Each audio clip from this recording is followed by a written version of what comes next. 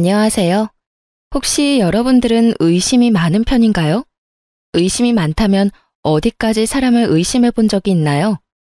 제가 이런 이야기를 꺼내는 이유는 제 인생 최악의 의심병 말기 환자 때문에 이혼까지 하게 됐기 때문인데요. 어느 정도로 심각한 건지 한번 들어봐 주세요. 남편과 사귈 때 저는 정말로 평범한 인생을 걸어온 세상에서 가장 평범한 여성이었어요. 그래서 결혼도 평범하게 할 거라고 믿어 의심치 않았죠. 남편은 몸이 좀 약하지만 그 사람도 평범한 사람이었어요. 그런데 시댁에는 아주 평범하지 않은 사람이 하나 있어요. 바로 시모였어요. 시모는 아주 심각한 의심병을 가지고 있었거든요. 결혼 전 시모의 의심병을 알게 된 건 아주 우연한 일 때문이었어요. 저는 당시에도 지금도 작은 중소기업에서 일을 했는데 하루는 옆자리에 앉은 동갑내기 직원이 저한테 오더니 이상한 말을 하더군요. 너 혹시 뭐 문제 있는 거 아니지? 뜬금없는 소리에 제가 물었죠. 그게 갑자기 무슨 소리야? 무슨 문제? 나한테 무슨 문제가 있어? 이상하네. 오늘 나한테 전화가 왔었거든. 근데 무턱대고 네가 거기서 일하냐고 묻잖아. 어이가 없어서 어디서 전화하신 거냐, 그건 왜 묻는 거냐 내가 물어봤는데 답을 안 하고 전화를 또 끊더라고. 어? 갑자기 끊었다고? 응, 나이가 좀 있는 아주머니 목소리였는데 분명 젊은 사람 목소리는 아니었어. 그래? 이상한 전화였어요. 저한테 용건이 있었다면 전화를 바꿔달라고 했을 텐데 제가 여기 일을 하는지만 궁금했던 모양이었어요. 이상하다 싶었는데 그 뒤에야 무슨 일이 벌어진지 알게 됐어요. 그때쯤에는 남편과 결혼 이야기가 오가고 있어서 인사를 드리러 시댁에 갔는데 시모가 제게 말을 하더군요. 너 정말로 그 회사에서 일하는 거 맞니? 요새 그런 것까지 속이고 남자 등쳐먹으려는 여자도 많다. 네가 정말로 그 회사에서 일하는 게 맞으면 재직증명서라도 떼어오거라.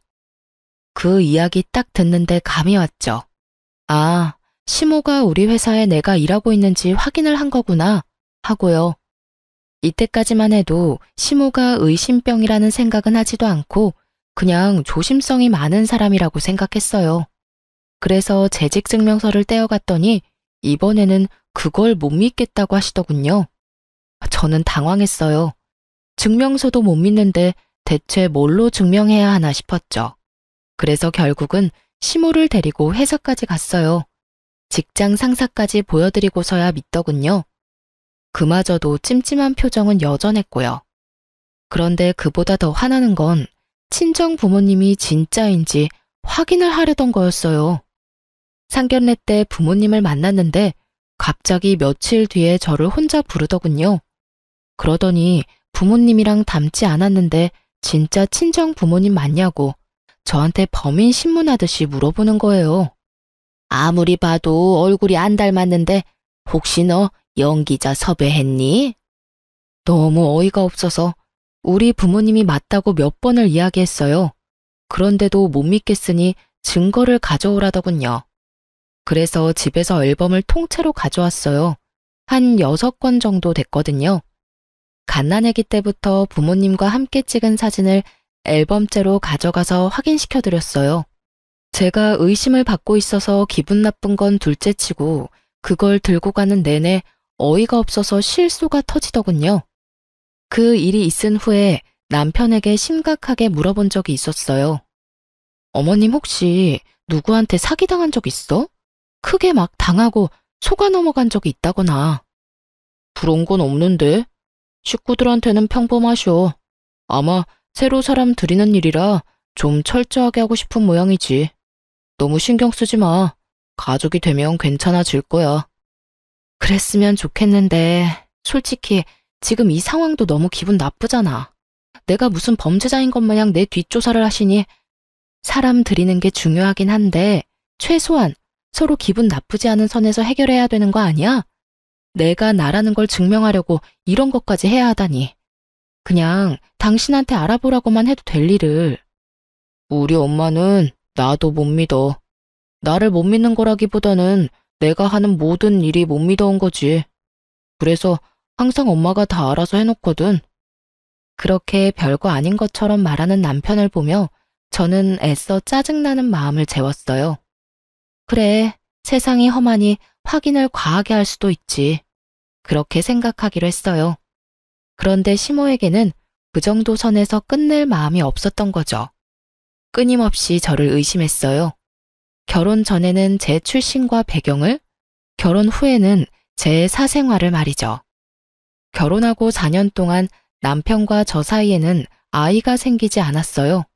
아니, 엄밀히 따지면 신혼 초 결혼식하고 딱 2달 뒤에 허니문 베이비가 생긴 걸 알았지만 알게 된 그날 심장이 멈추어 유산하게 됐다는 슬픈 소식도 함께 듣게 됐었어요. 8주 자연유산이면 엄마한테 문제가 있어서라기보다는 초기 유산이라 염색체 이상이거나 유전적인 결함이 대부분이라고 하더라고요. 의사가 저를 위로해줬지만 힘든 건 어쩔 수 없었어요. 처음 겪은 일이니 습관적 유산이 되지 않도록 이후에도 몸 관리를 각별히 신경 썼어요. 그리고 임신 사실을 알자마자 유산이라는 상황에 남편에게만 알리고 유산 수술을 했어요. 일명 소파술이라는 수술이었죠. 그리고 그 후 4년간 임신을 한 번도 성공하지 못했어요. 간혹 어떤 사람들은 유산 후 애가 더 잘 들어섰다라고 하는 사람들도 있었지만 이상하게도 저한테는 해당되지 않았죠. 저 나름대로도 스트레스를 받는데 저를 더 열받게 하는 일이 있었어요. 예, 너희 설마 여전히 피임하니? 어머님, 저희가 따로 피임을 하는 건 아닌데 잘 안 생기네요. 안 되면 저희도 병원 한번 가볼 생각이에요. 아니, 피임도 안 하는데 애가 왜 안 생겨? 예전에 그런 이야기 들은 적이 있지? 화류계 여자들, 그 술집에서 일하는 여자들 말이야. 하도 몸에 안 좋은 거 많이 해서 애가 안 들어선다고 말이야. 네가 그런 경우는 아니겠지? 술집 여자요? 그래, 너도 혹시 예전에 우리 아들 말고 다른 남자 만나면서 몸 함부로 굴린 거 아니야? 그게 아니라면 멀쩡한 젊은 아가씨가 왜 임신이 안 돼? 시모 말에는 정말 자중이라는 것이 없었습니다. 입 밖으로 생각한 대로 모두 저에게 퍼붓는 수준이었죠. 도대체 어떤 시모가 며느리에게 몸을 함부로 굴린 거 아니냐는 말을 해요? 저는 열이 받아서 저도 모르게 툭 쏘아붙였어요. 어머님, 어차피 결혼 전에 제 뒷조사 철저하게 하지 않으셨어요? 제가 그런 적이 없다는 건 어머님이 잘 아시면서 어떻게 그런 모욕적인 말씀을 하실 수가 있어요. 어머님 말씀대로면 아가씨는요? 아가씨도 저희랑 비슷한 시기에 결혼했는데 임신 아직 안 됐잖아요. 저도 아가씨한테 어머님이 하신 이야기 고스란히 해볼까요? 시댁에는 저와 동갑인 저와 비슷한 시기에 시집간 신우가 있었고 그 신우도 아이가 없었어요. 제가 신우 이야기를 꺼내니 시모 얼굴이 살짝 당황했더군요. 걘 내가 잘 알아. 그런 일 안 할 거라는 것도 잘 알고. 저도 그런 사람 아니에요. 어머님이 아무리 의심이 많으셔도 해야 할 말이 있고 하지 말아야 할 말이 있는 거죠. 세상에 며느리를 술집 여자 취급하시는 게 어딨냐고요. 그리고 이미 제 뒷조사 다 하신 거 아니에요? 다 해놓고 이제 와서 무슨 그런 해괴한 말을 하시는데요. 결국 시모는 변명을 하며 자리를 떠났고 저는 분통을 터뜨릴 수밖에 없었어요. 이 상황을 어떻게든 해결해야겠다는 생각 하나뿐이었는데 결국 산부인과에 가서 난임 검사를 해보기로 했어요. 남편과 함께 검사를 하러 갔고 검사 결과를 함께 보러 가기로 했어요. 그런데 검사 결과를 들으러 가는 그날 남편에게 바쁜 일이 생겨버렸어요. 전날 갑작스럽게 지방 출장이 잡혔죠. 혼자 가려는데 남편이 시모와 함께 가라고 하더군요. 시모가 저를 난잡한 사람 취급한다고 남편에게 말했더니 남편이 그런 오해 불식시키려면 차라리 함께 다녀오라고 했거든요. 솔직히 눈꽃만큼도 같이 가고픈 생각은 없었어요. 하지만 남편 말에도 일리는 있었어요. 가서 직접 보면 되지 않겠나 하는 생각이 들었던 거죠. 그래서 시모와 같이 병원에 갔는데 거기서부터 일이 꼬이기 시작했어요. 시모가 의사 선생님에게 한 가지 묻더라고요. 선생님, 여자가 몸을 너무 함부로 놀려도 애가 안 들어선다는데 그런 것 때문은 아닌가요? 시모의 뜬금없으면서도 무례한 물음에 의사도 당황해서 차트를 살펴보더니 말하더군요. 예? 그렇지는 않습니다. 환자분 같은 경우에 4년 전 소파술을 하시긴 했지만 그것 때문에 애가 들어서지 않는 건 아니에요. 자궁도 난소도 다 깨끗하고 좋아서 걱정할 건 없어요. 다만 이렇게 되면 원인을 찾는 것이 어려우니 인공수정이 더 나을 수도 있고요. 시모가 그걸 알고 있다고 생각한 모양인지 의사 선생님이 예전에 있었던 유산 수술을 입에 올린 거죠. 그리고 이후 시모는 단 한마디도 하지 않았고 병원을 나와서야 대로변에서 제게 날카롭게 한마디 하시더군요. 너 우리 몰래 애 지웠니? 도대체 왜 그랬어? 우리가 애를 얼마나 기다렸는지 알면서 너 혹시 그거 우리 애가 아니라서 지운 거야? 딴 남자랑 바람 피웠니? 아니면 우리 아들이랑 결혼하기 전까지 사귀고 있던 사람이 있었던 거니? 어떻게 네가 이런 식으로 우리 가족 뒤통수를 쳐? 내가 검증을 해도 모자라다는 게 이런 것 때문이야. 얌전한 얼굴로 부뚜마개로 올라가는 앙큼한 계집년이 있으니까. 어머니, 오해세요. 그건 그때 임신을 하긴 했는데 8주 만에 아기가 잘못돼서. 애가 잘못되긴 뭐가 잘못돼. 딱 봐도 네가 우리 몰래 애 지운 거겠지. 긴 말할 것도 없다. 너하고 말 섞는 것조차 더러운 일이야. 우리는 너 용서 안 해. 그러고는 쌩하고 시댁으로 돌아가 버렸어요. 남겨진 저는 당황할 뿐이었죠. 남편은 알고 있었고 가족들만 몰랐을 뿐이었어요. 그런데 시모는 이런 큰 도로가에서 저를 천하의 몹쓸년으로 만들어버렸어요. 정말 어이없고 화가 났지만 아예 제 말은 듣지도 않고 저리 가버리니 여기서 혼자 화낼 수도 없는 노릇이잖아요. 짜증과 분노, 울분을 꾹꾹 눌러 담고 저도 집으로 돌아왔어요. 남편도 집에 없고 열받는 마음으로 짜증을 다스리고 있는데 시부에게서 연락이 왔어요. 굉장히 화가 나신 목소리였죠. 그리고는 저에게 당장 시댁으로 오라고 하더군요. 노발대발하는 시부의 모습에 혹시 시모가 또 헛소리를 했나 싶어 이번에야말로 진실을 알려주겠다는 마음으로 시댁으로 향했어요. 갔더니 시부모만 있는 건 아니었어요. 신혼에, 고모네, 숙부네 10명이 넘는 가족들이 모두 앉아있더군요. 순간 저도 모르게 몸이 굳었어요. 다들 저를 엄청난 눈빛으로 쳐다보고 있더군요. 너 이리 와 앉거라. 그 중간에 시부가 아주 화가 잔뜩 난 상태로 저를 불렀어요. 제가 자리에 앉자 시부가 말도 안 되는 말을 꺼내더군요. 너 어째서 네 남편 몰래 낙태 수술을 한 거냐? 너 정말로 안 사람 말대로 딴 남자랑 붙어 먹었던 거냐? 딴 남자랑 붙어 먹다뇨. 제가 그런 짓을 왜 해요? 그리고 그건 낙태 수술이 아니라 유산 수술이었어요. 아이가 생긴지도 몰랐고 몸이 불편해 산부인과 갔더니 애가 심장이 뛰지 않아 유산 수술을 급히 할 수밖에 없었고요. 그리고 남편도 다 알고 있어요. 네 남편이 알고 있는데 왜 우리한테 이야기를 안 해? 너 지금 우리 속이려고 이러는 거지? 바람 피웠다가 남의 임신하는 바람에 지운 게 확실해요, 여보. 제가 무슨 불륜을 저질러요. 그리고 남편은 알고 있다니까요. 제발 제가 하는 말을 좀 믿어주세요. 아무리 의심이 많으셔도 그렇죠. 어떻게 며느리한테 이런 말을 하면서 다들 조심성이 없으세요? 그럼 왜 그때는 말 안 했냐? 그걸 왜 말을 해요? 애가 생긴 걸 죽은 날에 알았는데. 그럼 전화해서 애가 생겼는데 유산이래요 하고 힘든 소식을 전해드렸어야 맞는 건가요? 그리고 생각이라는 게 있으면 조용히 묻는 게 맞는 거 아닌가요? 지금 이런 식으로 사람 아픈 기억 건드는 건 잘하는 일인 거예요? 첫 애를 가슴에 묻은 며느리한테 이런 식으로 추궁하는 게 맞는 거냐고요. 그리고 그 애는 허니문 베이비예요. 다른 남자 애라고 착각할 수도 없어요. 날짜를 따져보면 제가 그때 신혼여행 때문에 일주일 동안 외국에 있었던 건 확실한 사실이니까요. 네가 하는 말을 어떻게 믿어? 네가 속이려고 할수록 우리는 너 못 믿어. 믿지 마세요. 그럼 남편 불러서 확인하시면 되잖아요. 저는 열받아서 그 자리에서 남편에게 전화를 했어요. 당신 지금 시댁으로 당장 와. 나 혼자 여기서 지금 뭐 하는 짓인지 모르겠으니까. 갑자기 무슨 소리야? 이 밤중에 출장까지 와 있는데 거길 어떻게 가? 왔다가 다시 내려가.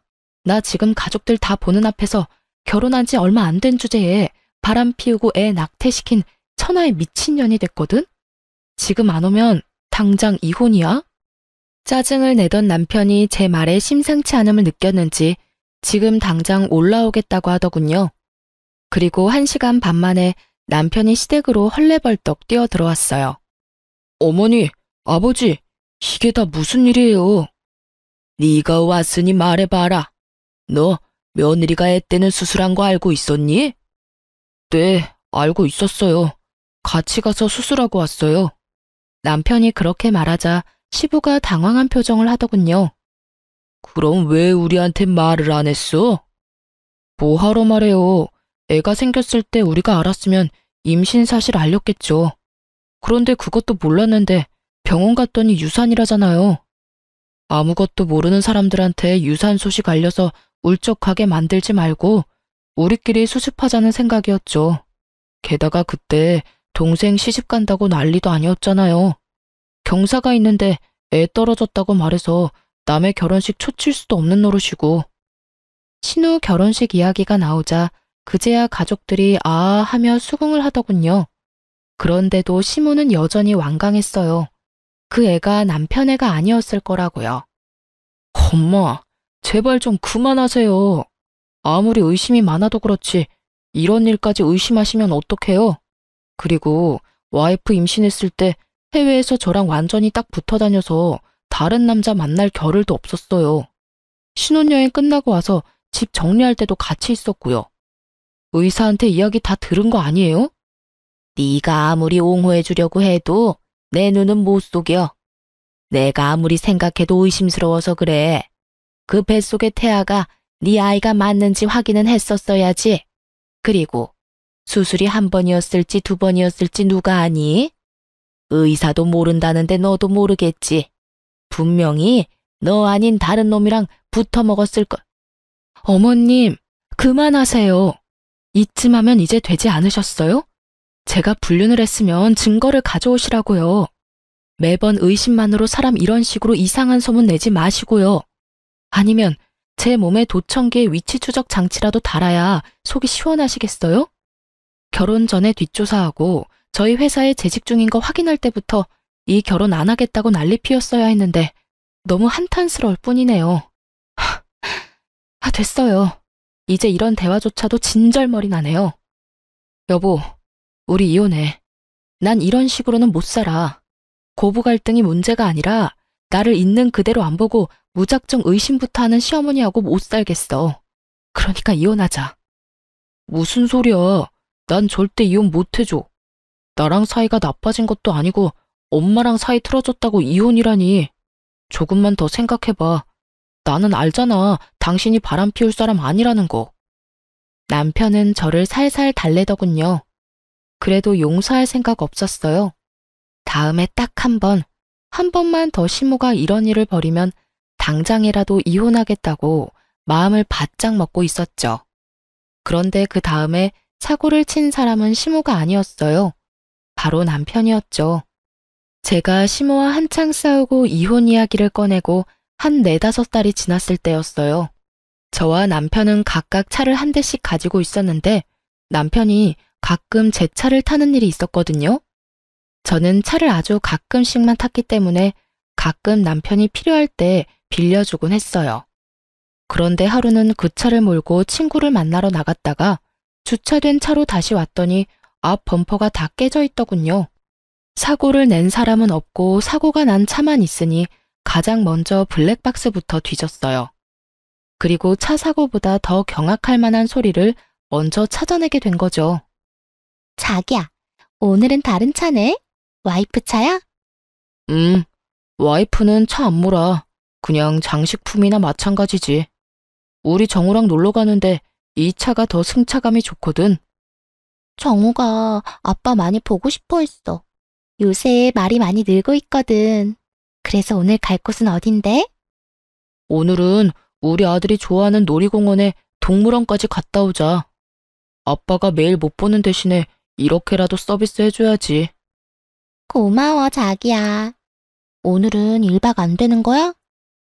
요새 와이프 심기가 안 좋아서 일단 되는지 확인은 해볼게. 그러면서 전화를 건 곳은 제 폰이었네요. 제 목소리가 스피커폰을 통해 블랙박스에 녹음됐어요.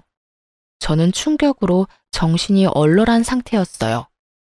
이 잡놈이 헤어져 달라는 제 요청도 묵살하더니 뒤로 아주 호박씨를 있는 대로 까고 있더라고요. 쥐새끼 마냥 숨어서 애까지 두고 있었다니 분노가 치솟았어요. 임신이 안 된다는 이유로 시모에게 걸레 취급받던 과거가 떠오르면서 상간녀 앞에서 본인을 아빠라고 칭하며 소꿉장난하듯 즐기는 남편놈을 보니 정말 눈에 뵈는 게 없어지더라고요. 이럴 거면 왜 이혼을 안 해준다고 하는 건지 이해가 안 됐어요.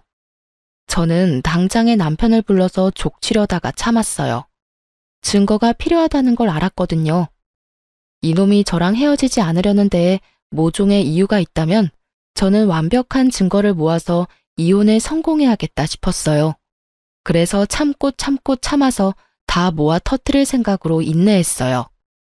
남편 놈을 아무렇지 않게 봐야 하는 게 가끔 토가 나올 정도로 기분이 더러웠지만 그럴 때는 아예 말을 안 했어요. 아니면 시모 이야기를 꺼냈죠. 그 이야기는 저희 사이에 금기시 되던 말이라 그 말만 꺼내면 남편 놈은 아무 말이 없어졌거든요. 그렇게 앞에서는 찬바람 쌩쌩 불도록 무시하고 뒤에서는 열심히 이혼 변호사를 찾아다녔어요. 그래도 헛헛하고 짜증나는 정말 설명하기 힘든 이 더러운 기분은 사라지지 않더군요. 그래서 저는 이 기분을 어떻게든 해보려고 사촌 오빠를 조심스레 찾아갔어요. 사촌 오빠도 와이프의 불륜으로 이혼하고 아이를 혼자 키우고 있었거든요. 그날은 남편놈이 상간녀를 만나러 갔는지 1박 2일로 출장을 간다고 나간 날이었어요. 저도 이때다 싶어 사촌 오빠를 찾아갔죠. 오빠에게 이야기를 하고 나니 마음이 조금은 후련해졌어요. 그리고 그 마음을 다스리려고 하는 것부터가 잘못이라고 문제가 어느 정도 해결되면 마음이 저절로 가라앉을 거라고 하더군요. 그리고 증거를 모으기로 한 건 정말 잘 선택한 거라고. 사촌 오빠도 증거가 모자라서 하마터면 판결이 바뀔 뻔했다고 하더라고요. 그렇게 사촌 오빠와 길게 이야기를 나누고 그날 저녁 늦게 오빠네 집에서 나왔어요. 집 밖까지 저를 배웅해준 오빠가 우는 저를 토닥여주며 말했어요. 울지 마. 그런 놈한테는 눈물도 아까워. 내가 많이 도와줄 테니까 힘든 일 있으면 연락해. 알았지? 오빠 덕분에 마음 편하게 집에 돌아왔어요. 그런데 그 다음날 시모에게서 연락이 왔어요. 시댁으로 오라더라고요. 저는 무시했어요. 시모가 오란다고 가면 항상 열받는 일만 있었고 지금은 남편 때문에 더 열받아서 아무것도 하고 싶지 않았거든요. 그런데 시모에게서 끊임없이 연락이 오더라고요. 폰을 음소거를 했더니 그 다음에 무슨 일이 일어났는지 아세요? 시댁 식구들이 모조리 저희 집에 찾아왔더군요. 문부터 열라며 앞에서 난리를 치는 바람에 집으로 들였어요. 무슨 일이세요? 이 늦은 시간에. 말이 좋게 나올 리가 없었죠. 시모에게도 쌓인 게 많았지만 사과받은 적이 단 한 번도 없었고 남편 일 때문에도 좋은 소리가 나오지 않을 테니까요. 내가 너 그럴 줄 알았어. 어디 남편 출장 간 동안 남자를 만나? 내가 너 불륜 못 잡을 줄 알았지? 이래놓고 저번에 그렇게 억울한 척은 다 했니? 시모가 제 얼굴을 향해 사진을 몇 장 집어던지더군요. 기분 더러운 상황에 기름을 붓고 불까지 덧붙이는 시모를 보며 저는 팔랑팔랑 바닥에 떨어진 사진을 보고는 피식 웃었어요.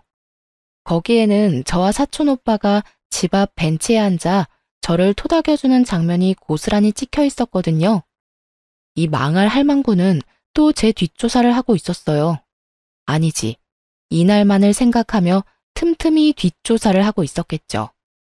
지 자식이 어떤 꼴인지 알지도 못하면서 남의 허물만 열심히 찾아내려 기를 쓰고 애쓰는 모습이라니. 그 지독하고 어리석은 모습에 웃음이 안 나오는 게 더 웃긴 일이었죠. 웃어? 너 지금 웃었어? 뭐가 그렇게 웃겨? 너 잘 걸렸어. 있는 거 다 내놓고 몸뚱이만 내쫓길 줄 알아. 내가 아들 오면 이야기해서 너 내쫓을 테니까. 네네, 그러세요. 제발 이혼하게 해주세요. 네? 그렇게 이혼해달라고 여러 번 말했는데 남편이 절대로 이혼 안 해준다네요? 그러니까 제발 어머님이 아들한테 이혼하라고 말해주시라고요. 아시겠어요? 지금 이혼하고 싶은 사람이 누군데 제 앞에서 그딴 소리를 짓거리는 거예요. 이혼은 제가 이야기하고 싶은 거고요. 다 필요 없으니 남편 올 때까지 기다렸다가 어머님이 직접 설득하세요. 그리고 타이밍 좋게 남편이 집으로 들어오더군요. 집 안에 들어와서야 시부모와 신우를 보며 당황한 표정으로 말했어요. 다들 여기서 뭐 하고 있어요? 예, 네 마누라 너 없는 동안 바람 피운 거 아니? 제발 이혼해라. 도대체 뭐가 좋다고 이렇게 이혼을 안 하는 거야? 너 정도면 충분히 괜찮은 여자 다시 만날 수 있어. 애도 없으니까 홀가분하잖아. 응? 시모의 말에 남편 놈이 눈을 둥그렇게 뜨더니 갑자기 차분하게 말하더군요. 어머니, 저 이 사람하고 헤어질 생각 없어요. 다 용서하고 같이 살 거예요. 그러니까 앞으로 이렇게 와서 저희 부부 괴롭히지 마세요. 갑자기 귀신 씨나라 까먹는 소리하는 남편 놈을 보며 제가 더 궁금해졌어요. 시모는 아예 개거품을 물고 넘어가고 있었죠. 왜 이혼을 안 한다는 거야? 네가 뭐가 모자라서. 이 엄마의 타서 죽는 꼴 보고 싶어? 이런 여자를 어떻게 가족으로 놔둬? 어머니도 당신도 할 이야기 있으니 잘 들어줘. 사실은 내가 당신을 이렇게라도 용서하고 같이 살려는 이유는 하나야. 나 사실 오늘 병원 갔다 왔어.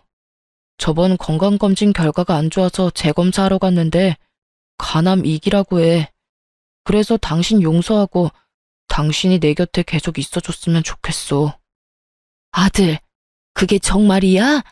네가 왜 암에 걸려? 도대체 이게 다 무슨 일이냐? 그러니까 어머니, 저 이 사람하고 이혼 안 해요. 아니, 못 해요. 그래, 이혼은 안 되겠다. 아무리 악처라도 남편이 이렇게 아프면 수발 들어야지. 그리고 그렇게 해서 자기가 저지른 일 속죄하는 거고. 와, 그 순간 뒤통수 세게 맞은 기분이 들었어요. 정말로 펀치를 제대로 맞아서 뇌가 흔들리는 기분이랄까요? 이 미친놈은 저한테 수발 들라는 말을 하고 있더군요. 제 약점을 잡았다는 기분에 사로잡혀서 이 기회에 저를 부려먹으려는 생각으로 말만 자기 곁에 있으라는 거지. 이건 따지고 보면 옆에서 병수발 들라는 거랑 다를 바가 없잖아요. 상간녀랑 헤어진 것도 아니면서. 상간녀랑 사이에 애도 있으면서. 고작 자기 몸 하나 건사하자고 저한테 용서 운운했다는 생각에 정말 머리부터 찬물을 뒤집어 쓴 것처럼 덜덜 떨리기 시작했어요. 게다가 이혼하라고 그렇게 난리 피울 땐 언제고 남편 아프다는 거 알자마자 이혼은 안 된다는 시모를 보니 자기들만 생각하는 지독한 이기주의와 못된 마음 씀씀이에 열이 너무 많이 받더라고요. 아프다고 용서를 받을 줄 알았다면 오산이죠. 오히려 천벌받을 짓 해서 천벌 제대로 받은 모양인데 그걸 왜 제가 불쌍하다 생각할 거라고 짐작하는지 저는 제 인생이 제일 불쌍한 것 같은데 말이죠. 간암이라. 간암이면 뭐 내가 왜 당신 옆에 있어야 해? 내가 바람 폈으니까 당신 수발을 무조건 들어야 한다 이거야? 그리고 어머님, 속죄요. 무슨 속죄 말하는 거예요? 지은 죄가 있어야 속죄를 하죠. 그리고 당신이 뭔데 날 용서해? 너 사진 봤어? 그 사진의 남자가 누군지 진짜 못 알아보겠어. 내가 직접 너한테 소개까지 시켜준 내 사촌 오빠인데?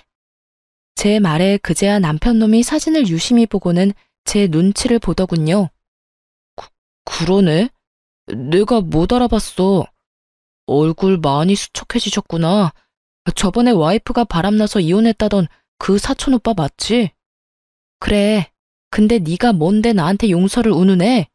내가 진짜로 바람 피웠다고 착각이라도 한 거야? 여보, 당연히 나는 당신이 바람 피울 거라고 생각도 안 했지. 그리고 폈더라도 나는 당신을 용서했을 거야. 그게 내 진심이고. 이게 진짜 사촌 오빠라고? 이번에는 시모가 믿기지 않는지 저한테 묻더군요. 네, 큰아버지 아들이요. 왜요? 제 뒷조사는 했는데 그쪽 뒷조사는 못했나 보죠? 제가 저희 큰아버지 소개시켜 드릴까요? 보시고 직접 말씀하실래요? 뭐, 어차피 못 믿을 거 뻔하니까 그럼 다른 거 보여드릴까요? 눈이 번쩍 뜰 만큼 좋은 건데? 저는 열받아서 가방에서 제가 모았던 증거들을 모조리 꺼내 거실에 패대기 치듯 뿌렸어요. 제 뒷조사할 시간에 아드님 뒷조사도 같이 하셨어야죠. 그러면 좋은 거 보셨을 텐데요. 보세요. 예쁜 상간녀랑 아이까지 낳고 오순도순 두 집 살림 차려서 살고 있잖아요. 이 아랫돌이 절조도 없는 바람둥이 새끼가. 제 말에 남편놈 얼굴이 완전 사색이 됐어요. 허옇게 질린 꼴이 참 통쾌했죠. 그런 주제에 뭐? 용서? 내 곁에 살고 싶어?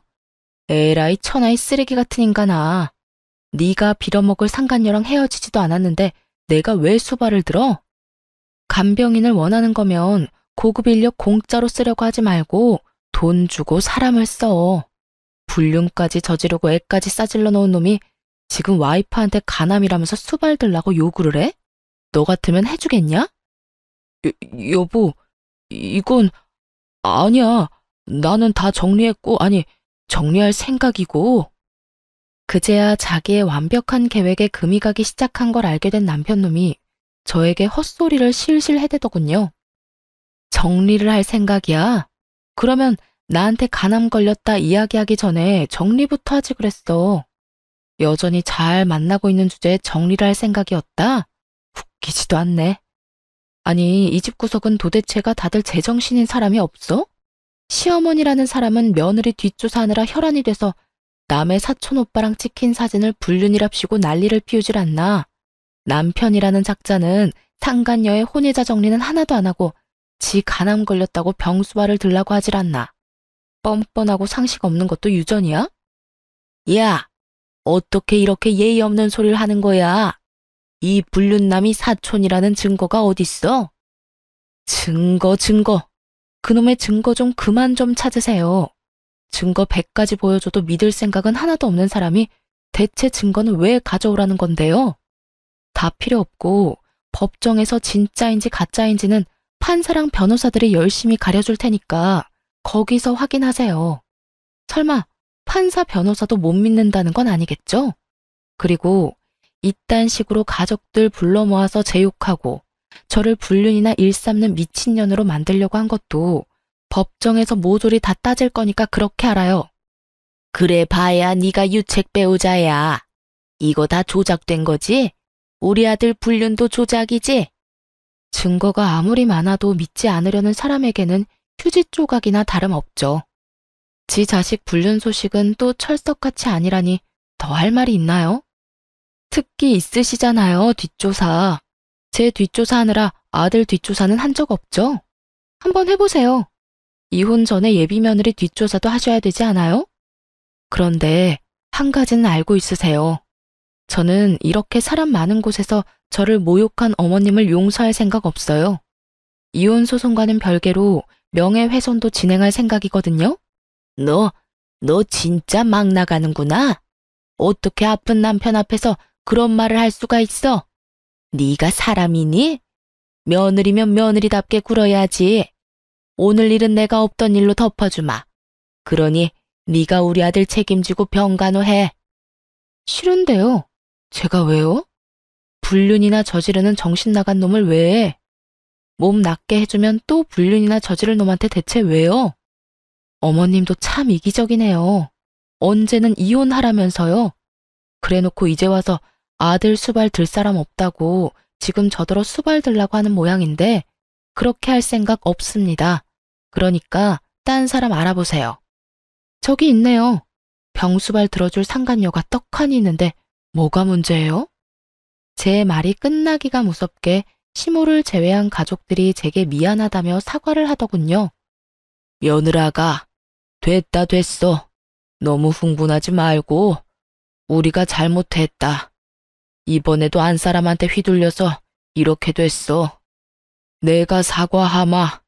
그러니 이혼은 없던 일로 하고 우리 아들 곁을 지켜주면. 그래요, 언니. 오빠가 아무리 그래도 암에 걸렸는데 언니가 외면하면 엄마가 원래 그렇게 의심이 많은 사람인 건 알잖아요. 그러니까 그러려니 하고.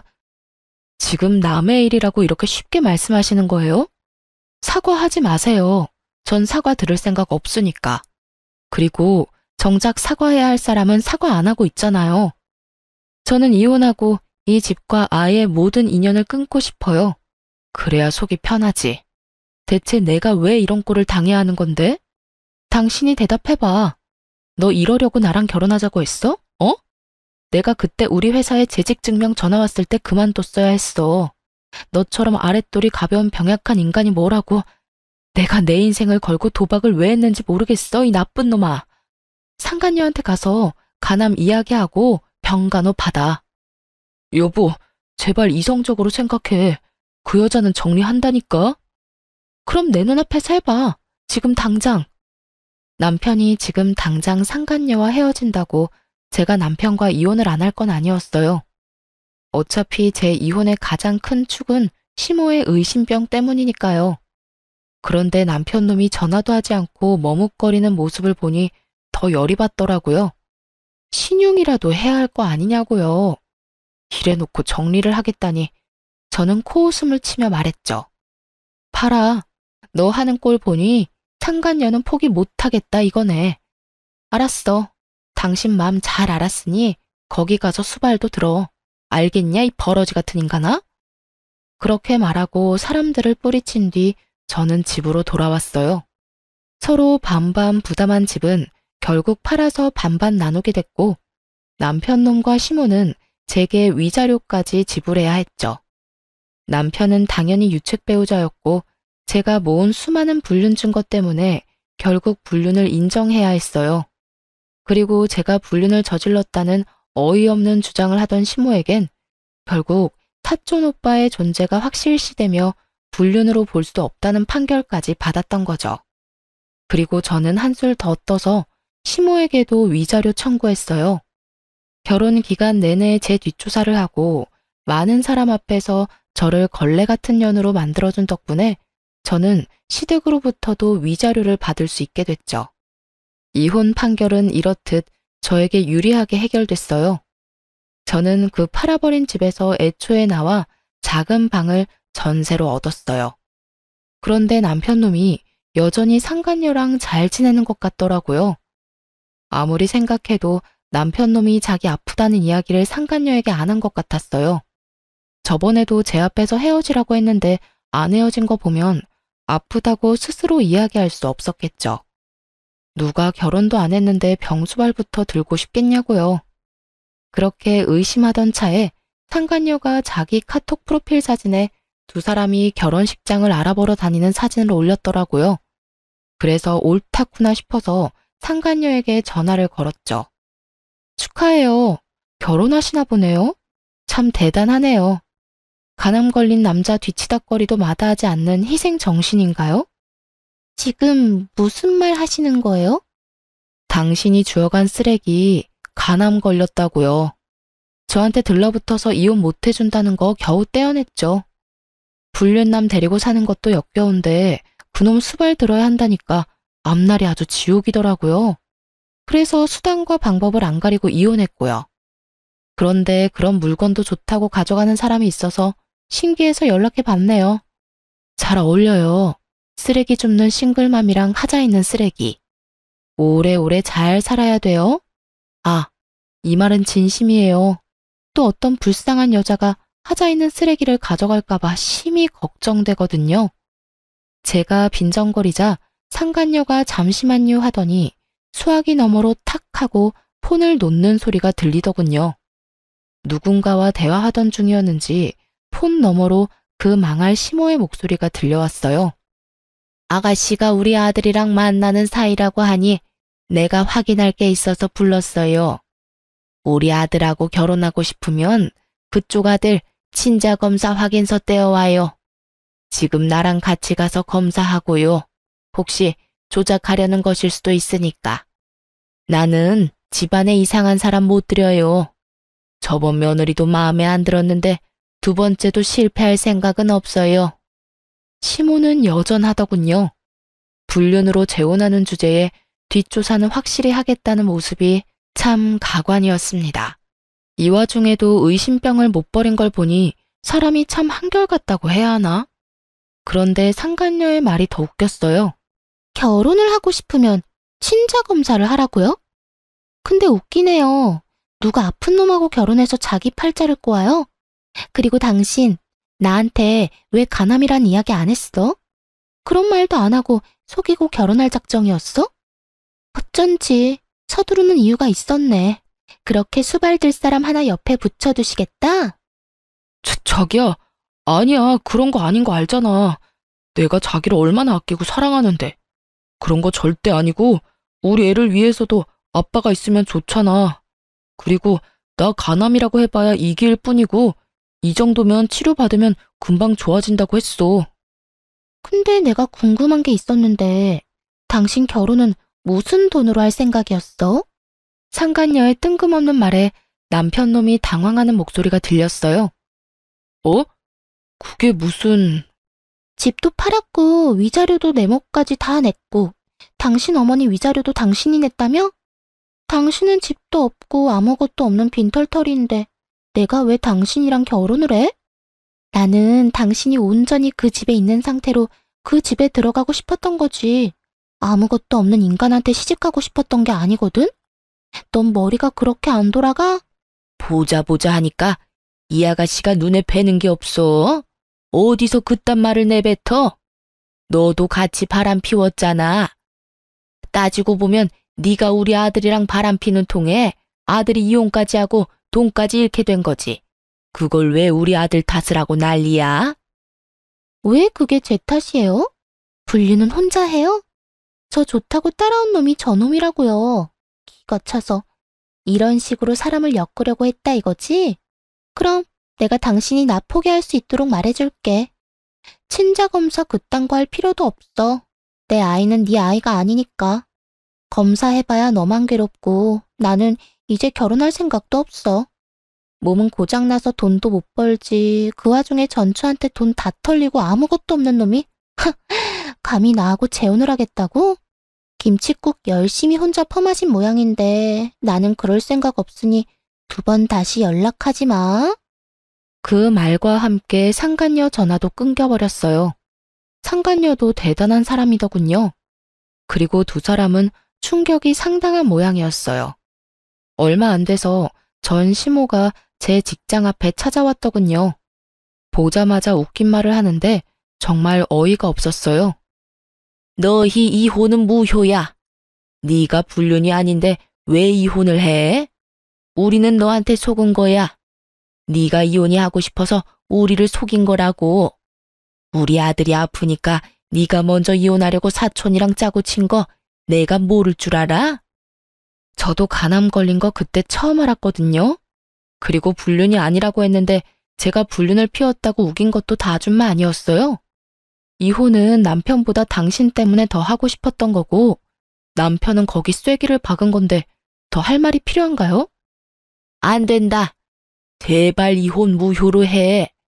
너마저 거절하면 우리 아들 아플 때 누가 수발 들어줘?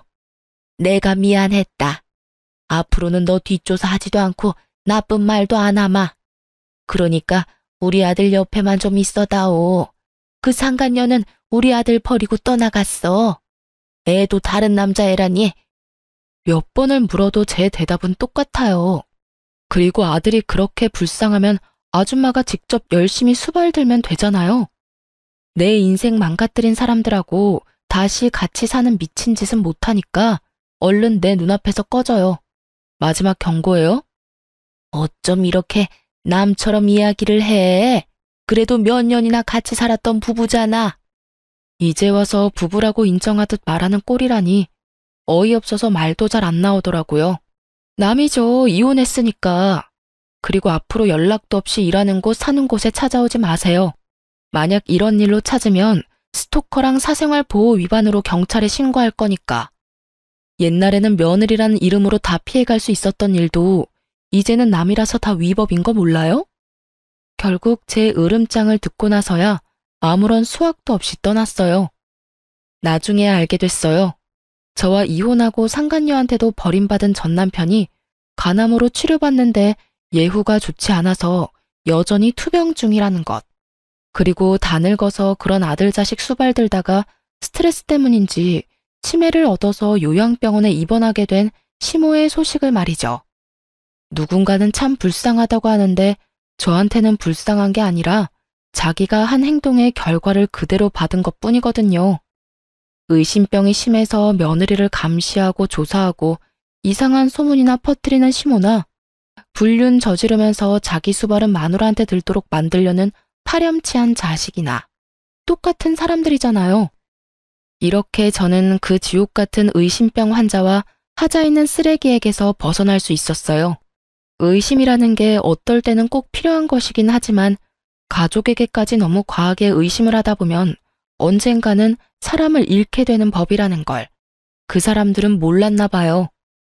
시모도 그런 시모에게 휘둘리던 가족들도 그리고 그런 걸 이용해 바람까지 핀 남편도 결국에는 주변 사람을 잃게 됐으니까요. 저는 이번 이혼으로 너무 힘들었기에 다시 가족을 만들 생각은 없어요. 의심을 하는 것도 의심을 당하는 것도 이제는 더 이상 못할 짓이라고 생각하거든요. 글을 쓰다 보니 길어졌네요. 이만 제 사연을 마치도록 하겠습니다.